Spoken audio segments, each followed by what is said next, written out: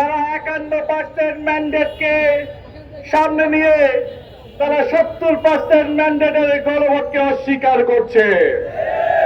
নির্বাচনের আগে তাদের যে বক্তব্য ছিল এবং নির্বাচনের পরে যে তাদের বক্তব্য, তাদের মধ্যে আমরা কোনো মিল খুঁজে পাই না।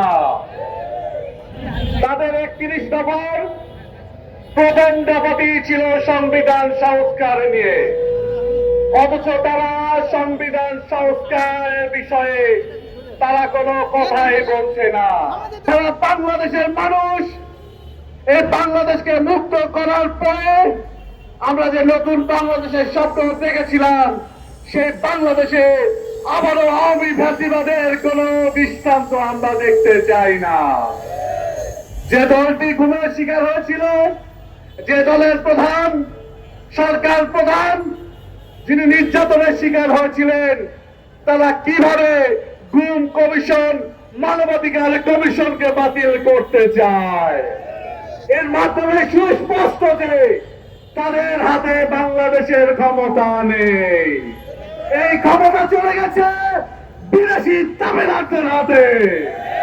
আমরা স্পষ্ট করে বিএনপিকে বলতে চাই, যদি মনে করেন ক্ষমতা টিকিয়ে রাখার লোভে ভারতের দাবিদারি করবেন, তাহলে যেভাবে বাংলাদেশের মানুষ আওয়ামী লীগকে দেশ থেকে তাড়িয়েছে, বিএনপিকেও তাড়াতে তারা কুণ্ঠাবোধ করবে না।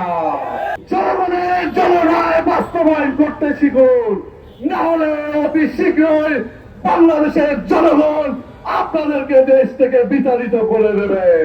ইউএফটি ফার্স্টের সাথে ট্রেড করুন যে কোনো জায়গা থেকে, ক্যাম্পাসে ক্লাসের ফাঁকে, ঢাকার জ্যামে বসে কিংবা ঘরে বসে। ট্রেডিং এখন হাতের মুঠোয়, তাই ট্রেড করুন যখন খুশি, যেখানে খুশি।